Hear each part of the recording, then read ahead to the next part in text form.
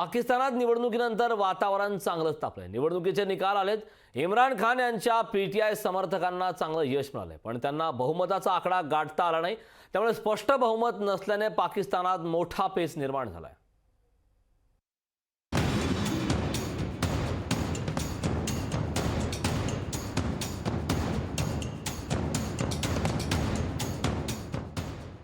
पाकिस्तानात निवडणुकीनंतर वातावरण चांगलंच तापलंय।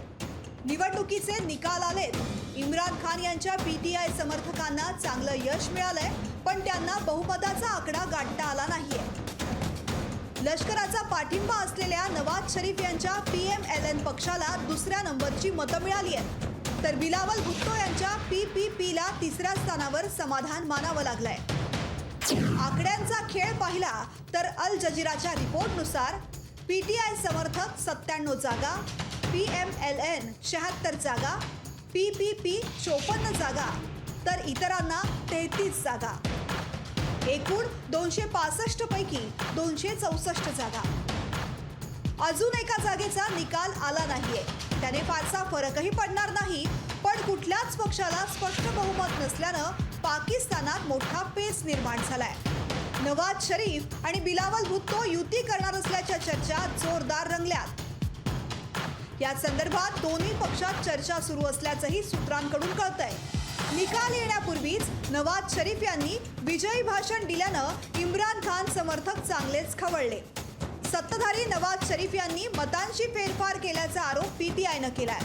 त्याचा निषेध म्हणून पीटीआयनं देशव्यापी आंदोलनाचा इशारा दिलाय। केवळ पीटीआयच नव्हे तर इतर छोट्या पक्षांनीही मतमोजणीवर प्रश्नचिन्ह उपस्थित केलंय। पीटीआयच्या आंदोलनाच्या इशाऱ्यानंतर पोलीस प्रशासन सतर्क झालंय।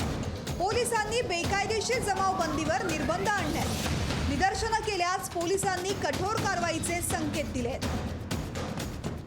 आधीच आर्थिकदृष्ट्या कंबरड मोडलेल्या पाकिस्तानात निवडणुकीनंतर चित्र बदलेल अशी आशा होती, परंतु बहुमताचं सरकार न आल्यानं पाकिस्तानचं राजकीय भवितव्य अद्यापही अंधारातच आहे।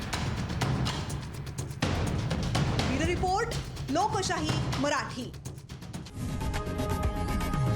लोकशाही मराठी ऐका, पहा, जागरूक रहा।